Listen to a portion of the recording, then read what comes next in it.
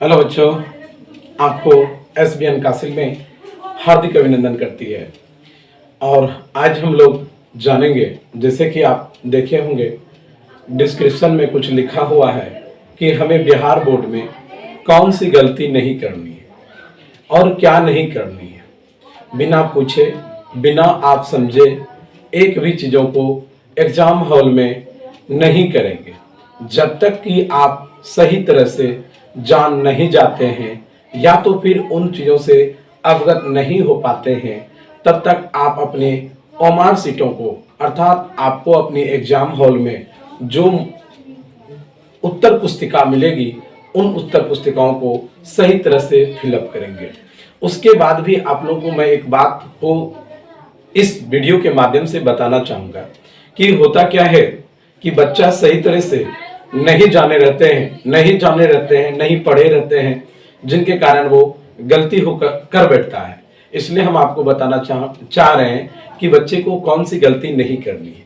Bihar board में बहुत तरह के बच्चों ने ऐसे गलती किए हैं जो कि उसको जाकर के कम नंबर अर्जित कर पाते हैं। तो मैं आपको इस वीडियो के माध्यम से संदेश पहुंचाना चाह रहा हूं कि बच्चे को क्या क्या बोर्ड एग्जाम में करनी चाहिए और इनसे पहले क्या क्या हम लोग को तैयारी सही तरह से करनी चाहिए। सारी चीज़ों को अगर जान जाते हैं तो आपको अच्छे नंबर आने से कोई नहीं रोक सकता है, ध्यान रहे। तो मैं आप लोगों को आज यह बताने जा रहा हूं कि इसमें कैसे कैसे क्वेश्चन को पूछा जाता है और सब्जेक्ट में कहां से क्वेश्चन पूछा जाता है और किस तरह से क्वेश्चन देगा। मैं हर एक सब्जेक्ट को इसी तरह से बारीकी से मैं आपको बताने का प्रयास करूंगा। उससे पहले मैं आपको अपने एग्जाम हॉल में कुछ जो गलती बच्चे कर लेते हैं उनको हम रोकने का प्रयास करते हैं। तो सबसे पहले आपको अपने बोर्ड एग्जाम में उत्तर पुस्तिका मिलती है।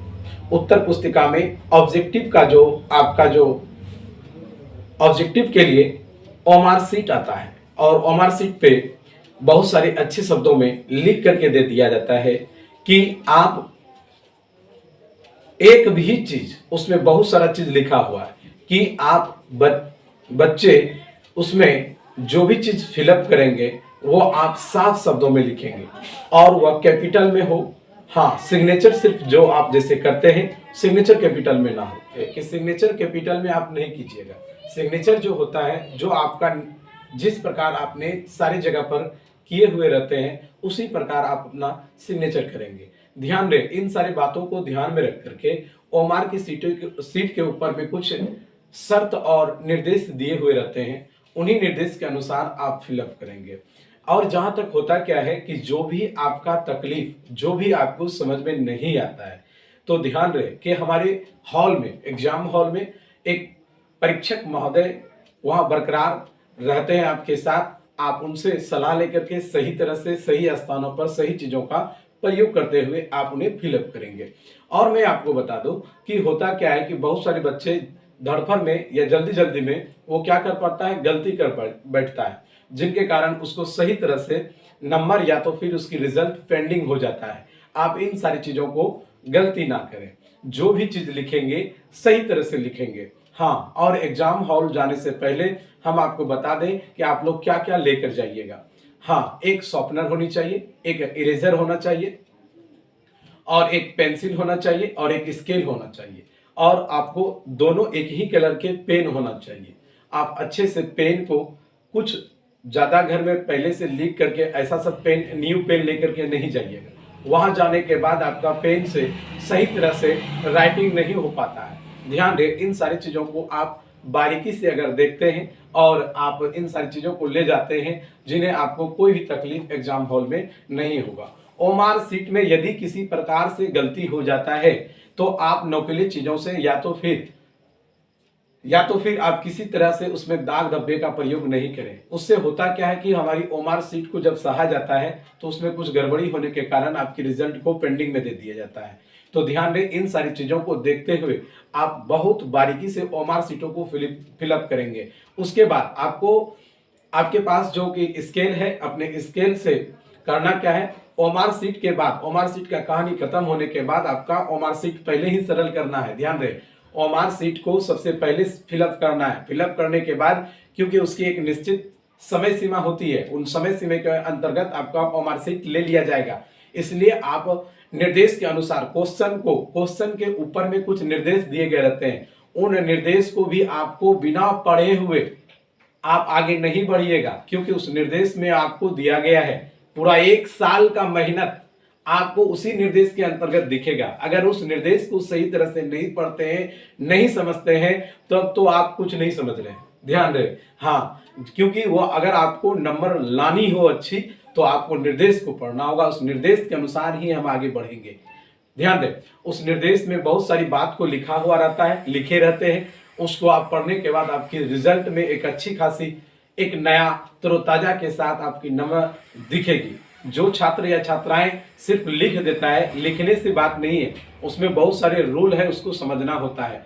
तो चलते हैं, कुछ ऐसे सारे तथ्य हमने आपको पहले ही आप अपने जो आप देख पा रहे होंगे, जिसके कारण आप इस वीडियो को देख रहे हैं, ये कारण, इसी कारण को लेकर के हम आपके बीच समक्ष उपस्थित हैं और इसमें जो भी तथ्य हैं हम आपको बताने का प्रयास कर रहे हैं। इसमें जितने भी इंपॉर्टेंट सारे तथ्य हैं, वो कहाँ से क्वेश्चन पूछेंगे, क्या क्वेश्चन पूछेंगे, कैसी सारी क्वेश्चन पूछेंगे, कहाँ से क्वेश्चन पूछेंगे, किस पर कितना अंक निर्धारित है, ये सारा डाटा हम आपके समक्ष लेकर आए हुए हैं। तो सबसे पहले की बात है कि सबसे पहले हम हिंदी को लेकर आए हैं। तो हिंदी में हमको देखना है कि कहाँ से कौन से सब्जेक्ट में किस तरह से पूछा जा रहा है, किस प्रकार हमें नंबर अर्जित है और कहाँ से नंबर दिया गया है, वो देखिए।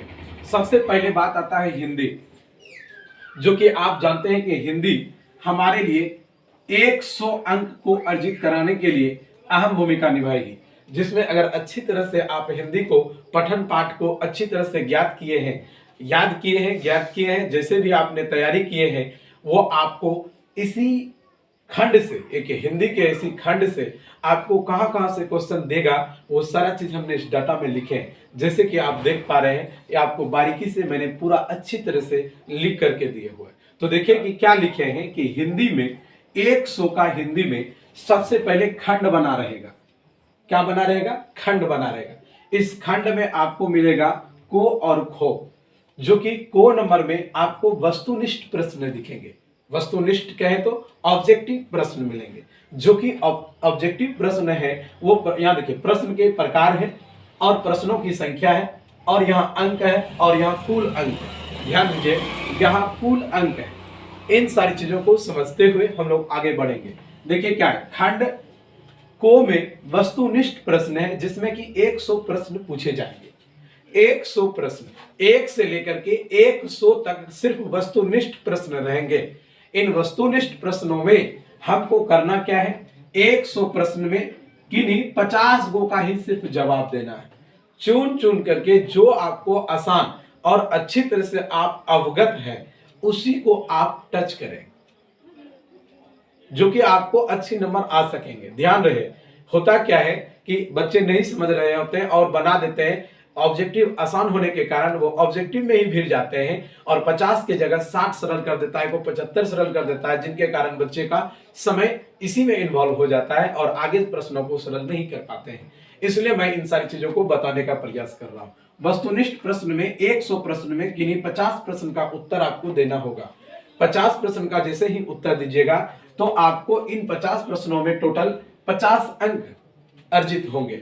आपको कुल अंक आपको 50 ऑब्जेक्टिव 100 में 50 बनाना है। 100 प्रश्न में 50 वस्तुनिष्ठ प्रश्न को हल करना है, जिसमें कि आपको 50 अंक अर्जित होगा। दूसरा बात आता है खो, जो कि विषयनिष्ठ होते हैं। विषयनिष्ठ मतलब अब हमको अपने सिलेबस का जो दीर्घ प्रश्न है, जो कि आपको अपने बुक से क्वेश्चन पूछे जाएंगे, वो उन क्वेश्चनों को देखना है। ध्यान दें, वस्तुनिष्ठ प्रश्न में आपका ग्रामर भी रहेगा, हिंदी का ग्रामर रहेगा और हिंदी के पाठ का भी क्वेश्चन पूछा जाएगा।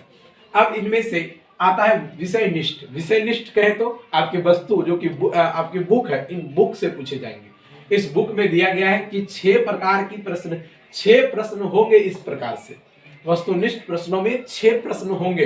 वो किस क्रम में होंगे? देखिए, इन्हीं 6 प्रश्नों में टोटल आपको 50 नंबर अब मिलेगा। पहले इधर अकेले 100 में 50 नंबर मिलेगा अब इस प्रकार के 6 प्रश्न दिए जाएंगे और 6 प्रश्नों में आपको कितने आंसर नंबर अंक अर्जित होगा, वो आपको 50 होगा। 50 अंक किस प्रकार मिलेगा वो हम आपको नीचे लिखे हुए। देखिए क्या है, पहला आपका आएगा अपठित गद्यांश। आप उसको याद के लिखा है अपठित गद्यांश, 2 गद्यांश मिलेगा और दोनों में आपको 5-5 प्रश्न पूछे जाएंगे। एक गद्यांश में 5 प्रश्न और दूसरे गद्यांश में पुनः 5 प्रश्न, और इन्हीं 5-5 प्रश्नों के में आपको प्रत्येक प्रश्न पर 2-2 अंक अर्जित, 2-2 अंक आपको मिलेगा। प्रत्येक प्रश्न पर 2-2 अंक मिलेगा, अर्थात 2 गद्यांश जो मिलेंगे, इन दोनों गद्यांशों को आप अच्छे तरह से पढ़ने के बाद आप उसको अच्छे तरह से पढ़ करके समझ करके जो आपका आंसर होगा उन्हीं चीजों का आप उनका जवाब दीजिएगा। ठीक है, तो देखिए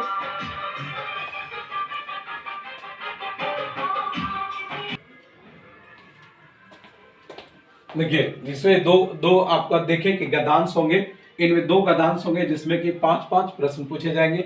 एक गद्यांश पर आपको कितना नंबर मिलेगा भाई, एक गद्यांश में आपको 10 अंक अर्जित करने को मिलेगा। इस तरह 2 को मिलेगा जिसमें आप 10 और 10 मिला करके 20 अंक अर्जित कर सकते हैं। इस गद्यांश में क्या है कि आप जो पढ़ेंगे, पढ़ करके जो समझेंगे उसी तरह से आप खोज के आंसर उसी के टाइप को बना करके आप अच्छे शब्दों में लिख दीजिएगा। ध्यान दें, इस प्रकार से आपको किसमें मिला, अपठित वाला में मिल गया। उसके बाद आता है निबंध। निबंध तो आप जान ही रहे कि बहुत तरह का निबंध है। इनमें से आपको क्या क्या आता है, आप अपने प्रीव्यू ईयर के जो पूछे गए कुछ क्वेश्चन हैं उनको मॉडल पेपर से या तो फिर क्वेश्चन बैंक से आप देख सकते हैं कि किस प्रकार से आपको दिया गया है गद्यांश, उनको गद्यांश को देखना है। निबंध में एक प्रश्न आपको पूछा जाएगा। इसमें से निबंध में आपको क्या करना है, 250 से लेकर के 300 शब्दों में आपको इनका जवाब देना है। उसमें आपको दिया रहेगा कि निबंध लिखें, किसी एक पर निबंध लिखें और किसी एक का लिखना है, जिसमें आपको एक निबंध पर 10 अंक मिलेंगे। ध्यान दें, तो 10 अंक और कितने शब्दों में लिखना होगा, 250 से लेकर के 300 शब्दों में कम से कम आप इसको लिखना होगा, जो कि तब जाकर के आपको 10 अंक अर्जित होगा। चलिए, अब आता है पत्र लेखन। क्या आता है, पत्र लेखन। पत्र लेखन का मतलब होता है एक पत्र लिखना होगा, पत्र लिखना होगा या तो फिर एक संवाद दिया जाएगा, संवाद दिया जाएगा, पत्र या तो फिर संवाद। संवाद मतलब किसी 2 व्यक्तियों के बीच वार्तालाप, जिस प्रकार आप कर रहे होते हैं उस प्रकार के वार्तालाप उसमें दिया जाएगा कि एक ग्राहक है और एक दुकानदार है, एक सब्जी वाले हैं और सब्जी लेने वाले, एक बेचने वाले और एक लेने वाले, एक दुकानदार के बीच वृक्षारोपण को लेकर के बहुत तरह का, एक रेलवे स्टेशन, बहुत तरह का क्वेश्चन आता है, आप इनको देख लीजिएगा। पत्र लेखन या संवाद की तरफ से इसमें आपको अथवा के साथ मिलेगा, ध्यान रहे, जिसमें कि इसको सरल करने के बाद आपको 5 अंक मिलेंगे। कितना अंक, 5 अंक मिलेंगे, ये पत्र लेखन के माध्यम से। दूसरा बात आता है कि चौथा नंबर लघु उत्तरणीय प्रश्न। लघु उत्तरणीय, लघु का अर्थ होता है छोटा, उत्तरणीय उत्तर, आप छोटे छोटे उत्तरों से भी आप अंक अर्जित करेंगे। लघु उत्तरणीय प्रश्न में 10 प्रश्न दिए जाएंगे जिसमें 5 प्रश्न को सरल करना है। 10 प्रश्न दिए जाएंगे जिसमें 5 प्रश्न ही सरल करना है, जिसमें कि आपको कितने कितने शब्दों में, तो 20 से लेकर के 30 शब्दों में आपको सटीक शब्द के साथ आपको जवाब देना है, जिसमें कि 5 अनिवार्य ही है, समझिए 5 अनिवार्य ही है। तो चलिए, ये बनाने के बाद आपको 5 प्रश्न जो दिए हैं वो प्रत्येक प्रश्न पर 2 अंक अर्जित करना है, तो 5 दूना 10, आपको 10 अंक मिलेंगे। चलिए, इसके बाद आता है दीर्घ उत्तरणीय प्रश्न। दीर्घ मतलब होता है बड़ा, दीर्घ उत्तरणीय प्रश्न। अब दीर्घ उत्तर देना होगा, आपका प्रश्न दिए रहेंगे 2 को, आप उनमें से किसी एक को सरल करके आप 5 अंक अर्जित कर लीजिएगा, जिनके कारण आपको बारीकी से यहां लिखा हुआ है, देखिए कि 50 अंक इधर मिला आपको वस्तुनिष्ठ से, अब 50 निष्ठ आपको विषय निष्ठ से। 50 जो प्रश्न है वो विषय निष्ठ से, तो 50 और प्लस 50 100 टोटल पूर्णांक आपको हिंदी में कितना का मिलेगा, 100 का। आप इस प्रकार से आपके पास क्वेश्चन दिए जाएंगे, आप इसको अच्छी तरह से समझ जाइएगा, तब हम आपको आगे की ओर समझाते हैं। देखिए इसको एक बार बारीकी से।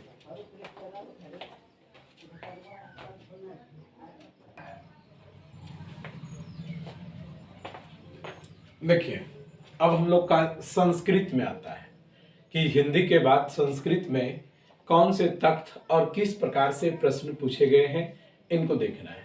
संस्कृत में भी आपका 100 मार्क्स का है, 100 पूर्णांक का है। ध्यान रहे, 100 पूर्णांक को किस प्रकार से पूछे गए हैं, इनको देखना है। कह रहा है कि खंड इसमें भी होंगे, खंड इसमें को और खो होंगे। जिस प्रकार आपने हिंदी में देखे कि हिंदी में को था, इसमें वस्तुनिष्ठ प्रश्न थे। वस्तुनिष्ठ प्रश्न 100 प्रश्न होंगे, किन्हीं 50 प्रश्न का जवाब आपको देना है और 50 अंक अर्जित करना है। ध्यान दीजिएगा। उसके बाद जिस प्रकार आपको संस्कृत का ग्रामर भी रहेगा और संस्कृत के पाठ का भी रहेगा, दोनों मिला करके 100 प्रश्न पूछे जाएंगे। इसमें से आपको 50 का ही जवाब देना है। चलिए आगे चलते हैं। जैसे ही आगे चलते हैं तो इसमें आता है विषयनिष्ठ प्रश्न। क्या आता है? विषयनिष्ठ। तो विषयनिष्ठ में क्या होता है? विषयनिष्ठ में 5 प्रकार के प्रश्न होंगे और जिसमें कि आपको 50 अंक अर्जित करना है। पहला क्या है? इसमें वो पठित गद्यांश, जो कि आप पढ़ करके संस्कृत में गद्यांशों को आप उनके प्रश्न के दिए हुए प्रश्नों को हल करेंगे। इसमें जो गद्यांश होंगे वो 2 गद्यांश होंगे, आपको ओ और बो के रूप में दिया रहेगा। ओ वाले में आपको 7 नंबर है और बो वाले में आपको 6 नंबर मिलेगा। इस तरह के प्रश्न आपको वहां मिलेंगे। आप इस प्रकार से देखने के बाद 7 6 13 आप इससे आप 13 अंक अर्जित कर पाइएगा। चलिए, इसी के बाद आता है पत्र लेखन। पत्र लेखन जिस प्रकार आपने देखा हिंदी में, उसी प्रकार यह पत्र लेखन आएंगे। इसमें एक प्रश्न के 4 विकल्प दिए होंगे, जिसमें आपको 2 को हल करना अति आवश्यक समझा गया है।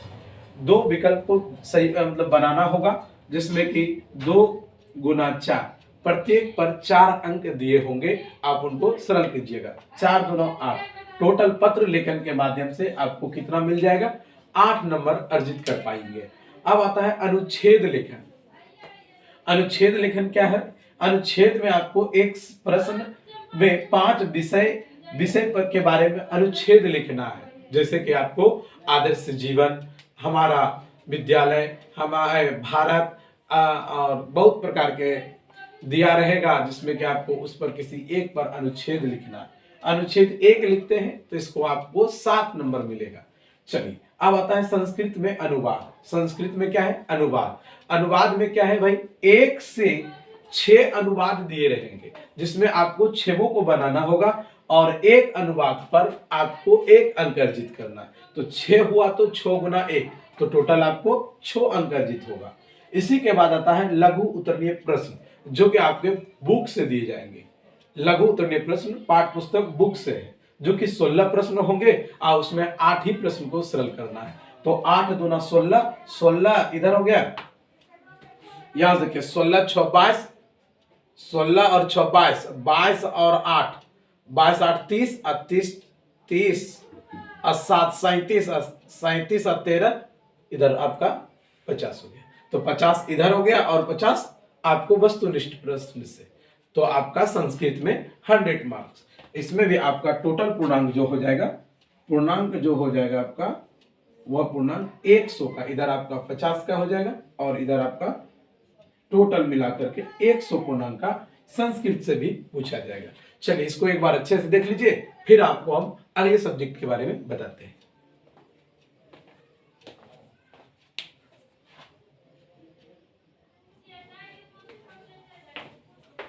चलिए, अब देखते हैं गणित के बारे में। तो गणित में क्या है, कैसे पूछा जाएगा, उसको देखना है। तो गणित का इसमें भी आपका टोटल पूर्णांक 100 का है। इसमें भी आपको 100 प्रश्न से अंक मिलेंगे, 100 अंक इस प्रश्नों से। टोटल देखिए कितना हो जाएगा। 50 इससे बनाना है, 15 इससे बनाना है और 4 इससे बनाना है। 100 प्रश्न में 50 प्रश्न का ही उत्तर देना होगा, जिसमें कि इसमें भी खंड है, ओ खंड और वो खंड में बटा हुआ रहेगा। ओ खंड के प्रश्न में वस्तुनिष्ठ प्रश्न होंगे, जिसमें कि 100 प्रश्न में 50 प्रश्न का उत्तर दे करके प्रत्येक प्रश्न पर 1 अंक निर्धारित की गई है। इस तरह से टोटल आपको 50 अंक अर्जित करेंगे। उसी तरह विषयनिष्ठ प्रश्न होंगे। विषयनिष्ठ प्रश्न में टोटल प्रश्नों की संख्या 38 होगी। ध्यान दीजिए, टोटल 38 प्रश्न होंगे, जिसमें कि 30 आपका लघु उत्तरीय होंगे और दीर्घ आपका 8 होगा। 30 8 38 हो गया। टोटल आपका 38 प्रश्न इससे पूछे जाएंगे विषय निष्ठ से। लेकिन बनाना क्या है उसको देखिए। लघु उत्तरीय प्रश्न जो कि 30 दिए रहेंगे, मात्र हमको इसमें 15 ही बनाना है। 15 बनाना अनिवार्य है। 15 क्वेश्चन है और इस पे एक प्रश्न पर 2 अंक निर्धारित की गई है। तो 15 गुना 2 30 अंक आपको लघु उत्तरीय प्रश्न से अर्जित करने को मिलेगा। चलिए, अब बात आता है दीर्घ उत्तरीय प्रश्न। इसमें आपको दीर्घ प्रश्न 8 दिए गए हैं। 8 में से आपको 4 बनाना अनिवार्य समझा गया। 4 ही बनाना अनिवार्य है, जिसमें कि 4 प्रत्येक प्रश्न पर 5 अंक है। तो 4 5 20, टोटल 20 और 30 50 और 50 हमको ऑब्जेक्टिव से। तो टोटल पूर्णांक मैथ में भी आपको 50 और प्लस 50 100 नंबर का पूछा गया है। आपको इस प्रकार से प्रश्न पूछेंगे। ध्यान रहे, इन सारी चीजों को आप बहुत अच्छी तरह से देख करके समझेंगे। तो चलते हैं, एक बार इसको देख लीजिए, फिर आपको अगले 2 सब्जेक्ट जो बचे हैं इन दोनों के बारे में हम बात करते हैं।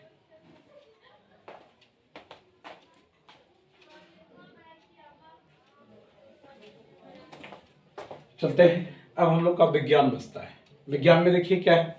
विज्ञान में भी सेम टू सेम उसी तरह है, लेकिन कुछ इसमें अलग है। देखिए क्या है कि क्रमांक, इस क्रमांक में आपको दिख रहा होगा, इस क्रमांक में दिया 1 2 3 4 दिया गया है। विषय दिया गया भौतिकी है, रसायन है, जीव विज्ञान है और तीनों विषय मिलाकर के वस्तुनिष्ठ प्रश्न है। चलिए, वस्तुनिष्ठ प्रश्नों की संख्या जो है इन प्रकार में आपको दी गई। कुछ ऐसी सारी है जो कि इसमें टोटल मिला के लघु दीर्घ मिला करके इस तरफ आपको दिया गया है, जो कि टोटल अंक यहाँ दिया गया है कि टोटल 80 का ही होगा। लेकिन इसमें से जो दीर्घ और लघु और दीर्घ मिला करके हैं, इस क्रम में आपको मिलेगा 8 6 14 और इधर 8 5 13 और 8 5 13। तो 13 दूनी 26 और 14 40 हो जाएगा। और 40 नंबर जो है वो वस्तुनिष्ठ से मिलेंगे। देखिए क्या है, इसमें से 8 प्रश्न आपको दिया रहेगा भौतिकी में, जो कि लघु उत्तरीय प्रश्न होंगे।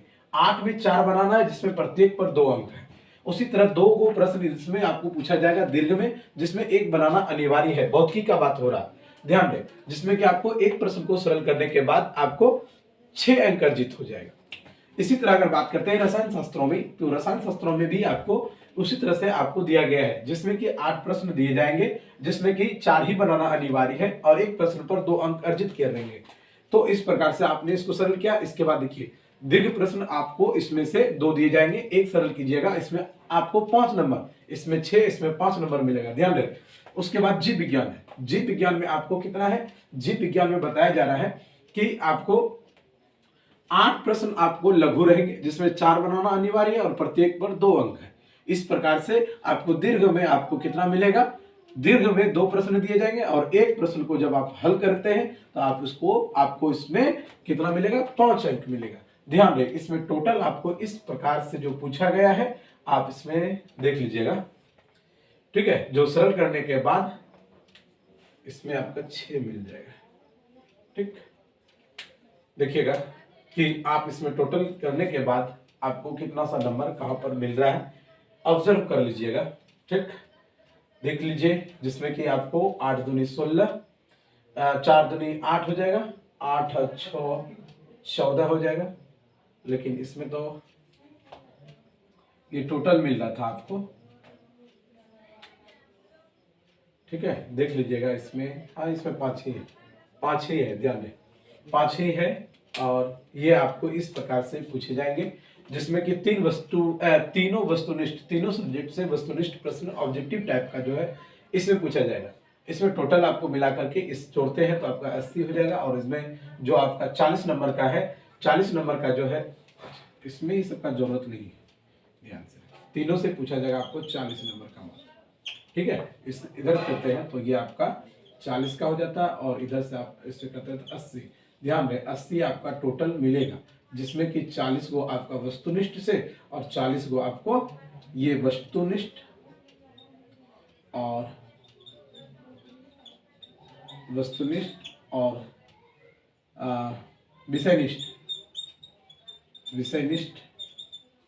विषयनिष्ठ से आपको 40 मिलेगा। तो 40 + 40 80 नंबर टोटल। टोटल पूर्णांक आपको इस प्रकार से मिलेगा। वस्तुनिष्ठ प्रश्नों में जो प्रश्न होंगे प्रत्येक प्रश्न पर 1 अंक आपको दिया जाएगा। तो ध्यान से देखिए, इसको अच्छे से समझ जाइएगा, तो अब आपको आपके एग्जाम में कहीं तकलीफ नहीं होगी। ध्यान से देखिए एक बार।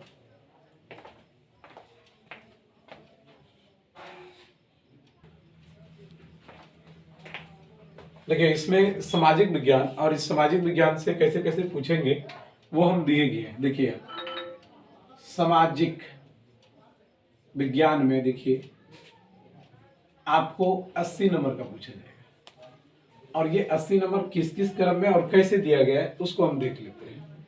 ठीक है, तो देखिए इतिहास, पहला क्रमांक में इतिहास। इतिहास से आपको प्रश्न जो पूछे जाएंगे 18 प्रश्न पूछे जाएंगे। इसमें से जो लघु प्रश्न रहेंगे 6 रहेंगे। 6 में 3 आपको बनाना है, और एक प्रश्न पर 2 अंक, तो 3 दूना 6 अंक आपको लघु से। उसके बाद दीर्घ में 2 प्रश्न होंगे, और आपको एक प्रश्न बनाना है, और एक प्रश्न पर आपको 4 नंबर। इस प्रकार से आपने इतिहास से टोटल 6 और इधर से 4 10, अब बाकी के जो 8 रहे वो आपको वस्तुनिष्ठ प्रश्न, जो कि ऑब्जेक्टिव प्रश्न के नाम से जानते हैं, वो आपको ऑब्जेक्टिव प्रश्न से पूछेंगे। ध्यान रहे। अगला आता है आपको राजनीतिक विज्ञान। राजनीतिक विज्ञान में क्या है? राजनीतिक विज्ञान में आपको 18 नंबर है, जिसमें कि आपको इस क्रम से पूछा जाएगा कि 4 प्रश्न लघु रहेंगे, जिसमें कि 2 प्रश्न ही बनाना है, और एक प्रश्न पर 2 अंक है। इस प्रकार से आपको इसमें 4 अंक मिलेंगे। तो टोटल इस प्रकार मिल गया। अब दीर्घ प्रश्न में 2 प्रश्न होंगे, एक प्रश्न को सरल करना है, जिसमें आपको 4 मिलेगा। फिर से अर्थशास्त्र में देखिए 18 होगा, जिसमें कि लघु उत्तरीय में क्या होगा कि आपको 4 ही प्रश्न रहेंगे, और 4 प्रश्न में 2 प्रश्न का हल करना है। प्रत्येक प्रश्न पर 2 अंक मिलेंगे। तो 2 दूना 4 हो गया इधर से, और दीर्घ में आपको मिलेंगे 2 प्रश्न, उसमें एक हल करना है, इसमें भी आपको 4 अंक। ज्योग्राफी, जिसको हम भूगोल के नाम से जान रहे हैं, भूगोल में भी आपको 18 प्रश्न का हल करें, 18 प्रश्न देंगे, जिसमें कि आपको 6 जो होंगे वो लघु होंगे, उसमें से 3 मात्र बनाना है, और 3 में जो कि प्रत्येक पर आपको 2 अंक मिलेंगे। तो 3 दूना 6, और उसी तरह आपको दीर्घ, जो कि सबसे बड़ा क्वेश्चन जो दीर्घ प्रश्न कहते हैं, उसमें 2 प्रश्न रहेंगे, और आपको एक ही सरल करना है, और उसमें भी आपको 4 अंक मिलेगा। एक आपदा आता है लास्ट, और आपदा में देख लीजिएगा 8 नंबर से पूछा जाता है, जिसमें कि 4 जो है आपका क्वेश्चन दिए जाएंगे, जिसमें कि 2 ही बनाना है, वो सिर्फ लघु ही पूछे जाएंगे। 2 प्रश्न और 2 दूनी 4, आपको लघु जो है वो आपका 2 प्रश्न, और 2 प्रत्येक प्रश्न पर 2 अंक भी है। तो 2 दूना 4 आपको आपदा, और बाकी जो शेष इसके बचे वो आपको ऑब्जेक्टिव से, इसके जो बाकी बचे वो ऑब्जेक्टिव, इसका जो बाकी बचा वो ऑब्जेक्टिव, इसका जो बचा ऑब्जेक्टिव, और इसका भी ऑब्जेक्टिव। ये आप इनके शेष नंबरों का जो क्रम है आपका समाप्त होती है। ध्यान रहे कि आप अच्छे से, जिस प्रकार मैंने बताया, एक बार इसको जरूर देख लीजिए, और उन छात्र छात्राओं तक जरूर पहुंचाइए जो कि अब की बार बोर्ड का एग्जाम दे पा रहे हैं।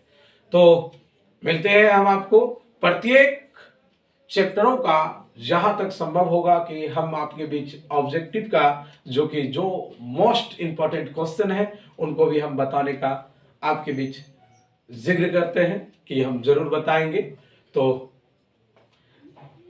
इस तरह के जितने भी आपको हमने सिलेबस को बताएं, आप जरूर इसको अच्छी तरह से देखिएगा, जो कि समझ पाइएगा, और बोर्ड एग्जाम में जो हम आपको बताए हैं कि गलती नहीं करें, वो आप सारी चीज़ों को आप समझ लीजिएगा, और अपने सहपाठियों को भी जरूर इस वीडियो को शेयर कीजिएगा। और आप जिस प्लेटफॉर्म पर अभी हैं, इस प्लेटफॉर्म पर आपको बहुत सारे मोस्ट इंपॉर्टेंट क्वेश्चन, सारी चीज़ों का मतलब मैथ का आपको दिया गया है। आप इससे पहले वाले सब वीडियो में जाकर जरूर देखें कि कौन कौन से चैप्टरों में कौन से मोस्ट इंपॉर्टेंट क्वेश्चन है, उनको आप देखने का प्रयास करें।